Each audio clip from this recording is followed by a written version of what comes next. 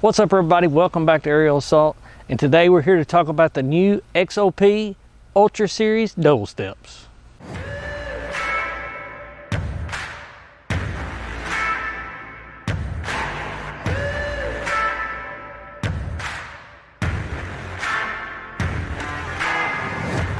Like I said, we're here to talk about the new double steps from XOP, and this is going to be the first generation double step from them. So this is something new from them, and just taking these out of the box, I have used them a little bit already, so I kind of got my opinion. But whenever you open them up out of the box, I mean, your first opinion is they look really nice. I mean, it is a nice, clean looking stick. They look to stack together very nicely with this side stacking configuration. That's how they come. And then to get them apart though, if you stack like they say and you have the top and double step, I notice it's a little tough to get them apart, and I don't think that they would work if you stealth strip the stick, or at least if you stealth strip the tube. I don't think you're still going to be able to use those clips. What I found out is if you'll take and stack them where both clips are at the top, they make about the same amount of noise going together, which is terrible. So here you go, we'll try that. You can hear that. But getting them apart, if you grab down here, it just comes across, or it comes apart really easy. So if I were using these, what I would probably do is carry them in groups of 2, and then I would cut one of these clips off. I think that would make it a whole lot better. Or at least a little bit better. I still think that when you clip them together, no matter if there's 1 or 2, they're just going to be loud. There's no way around it. Maybe you could stealth strip your tubing everywhere except for where the clip is going to go. That would probably help quite a bit. And then you can grab the bottom side and they come apart pretty easy, and I think you'd be able to avoid noise in the woods like that. The other thing that I want to point out that I noticed, these are nice extra large standoffs. I'm pretty sure they're the same standoffs that XOP has used in the past, but these are the first XOP products that I've ever owned. But beyond that, beyond the standoff itself, I really don't like the step design. And if you'll look there, yeah, there is a curve up on the end of the step, but it doesn't come near far enough. So like if you laid this stick right there on top of that, you can see that the step is angled down. I don't really understand that at all. Why would you want to be on a tree with your feet pointed in a downward slope? Like, even if this slope is here, or this little curve up, I cannot find a reason why you would do that. But anyways, let's put them on the tree and let's show you what else I found out. These do come with 4 cam buckle straps. You get 4 sticks in the pack. I think it's like $149, so it is a really cheap price. With that being said, I don't think they're really that great of a value, and I'll show you why. Okay, and before we move on to talk about the performance of this on a tree, I think there's something else that needs to be brought up. There's not a lot on the website of XOP that talks about the specifications of the stick. It says 18-inch stick. Actually, if you measure the tubing from end to end, it's just slightly over 18 inches. The step distance is over 15 inches. I don't know the exact measurement. It's under 16 inches. So it's between 15 and 16 inches. It advertises at 2.2 pounds. And I also found that not to be true. In a 15.5-inch step-to-step stick, 2.5 pounds, I just think that is, they missed the mark on that one. All right, like I told you guys, I really do like this standoff. I wish they would sell this standoff separately. I would buy them tomorrow. As you can see, there is a bunch of distance from the tree there. They actually have a stop on them so that they don't rotate 360 degrees, but yet the way they're designed, they still allow you to side stack very nice and clean, very nice and tight.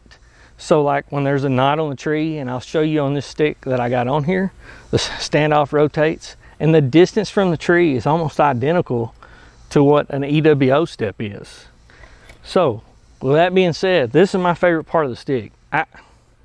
If they sold these standoffs separately, I would buy them tomorrow for every stick I got, probably, that I don't already have EWO steps for. These are my favorite standoffs outside of the EWOs. But with that being said, that's about where the me liking this stick stops. So I told you about the weight already, so they missed the weight, they missed the height. But I think what we really need to talk about is more of a safety concern, and it has to do with the design of the step. And yes, I did discuss, you know, the step angling down. And as you can see here, it does have nice grips in it, and it does have a little hook on the end, but it's still lower than the center of the step. So your foot is going to be angled down. It don't matter about that on the end. It is going to angle down. Without that, or even with that, that wouldn't have been a huge issue to me. I think I'd have felt fine, but we all do know that, you know, things can happen. But here's my biggest issue. As you can see, there is no notch in this step to go around this tubing. Even that, I did not have a huge issue with. There's 2 bolts here. So, you know, technically that should tighten it up. But it just doesn't. And I will show you that here. You know, I put the 2 separate sticks on the tree, bottom and top, and these steps wobble. And what concerns me about that is this lack of a cutout for the tubing. So now you're relying on these 2 bolts. Well, I get it. I get it. You know, it's 2 bolts. What's the chance of them breaking? If there was no movement, if the tolerances were so tight that this stayed in there, great. And you know, I would have no issue with that. But the problem is the tolerances are not tight. And I know you can see that in these videos. And I don't mean to slam the stick, but this is just a bad design. Something different should have been done, or the tolerances should have been kept tighter on these sticks. So I thought, potentially, maybe I just had a bad set, right? I talked to some other guys. They also had the same issue. I talked to Jace from Michigan Great Outdoors, same issue.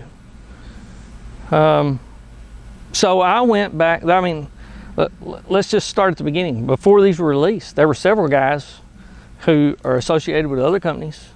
The other companies they're associated with are very high quality brands, the best in the business as far as quality goes. Make some of the best stands and sticks that the market has to offer. They had the opportunity to test these beforehand, and they were taking pictures and promoting them, and man, they look nice. I mean, that is a nice looking stick. So I went back and watched the very first YouTube video that I remember of these sticks, or that I remember of somebody who didn't work for the company showing these sticks anyway. And yeah, it was an early stick, but in that video I actually saw the step wobble. So what that tells me is that was actually probably an issue before they mass produced them. So I guess it's okay with them. It's not okay with me.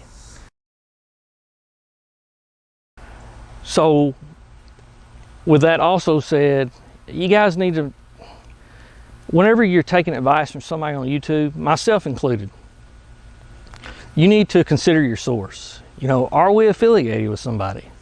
And at the current time, I'm not really affiliated with anybody. Like, you know, I don't run anybody's stuff because they give it to me. I have some relationships with some companies, but they're not official. You know, I do not get free gear to use. I have some relationships where I'm able to talk to some people with these companies, understand what they're thinking of to design products and things, and that's great. But I'm not getting paid or given free gear to use in a sponsored form whatsoever. But still, I'm an amateur, and so are all these other guys. And some of those who I would even consider amateurs are also getting paid or getting gear or getting told to promote certain gear. I don't think that that's true with all of them, and I think that a lot of them actually mean well. Like, I think they have trust in the people who design this, or the people that they're supporting. They trust that person, that they're making a good product, so they have a little bit of a biased opinion before they ever really get to truly test it. And I am not talking about any one individual or any one product, not just this product. You know, like, if you go back and watch my falls with slack line, you know, there's some people who rip me apart because they said that, you know, I was not an expert on the topic, and that the screamers had not been tested in the form that I was advertising them to be used. And they're right.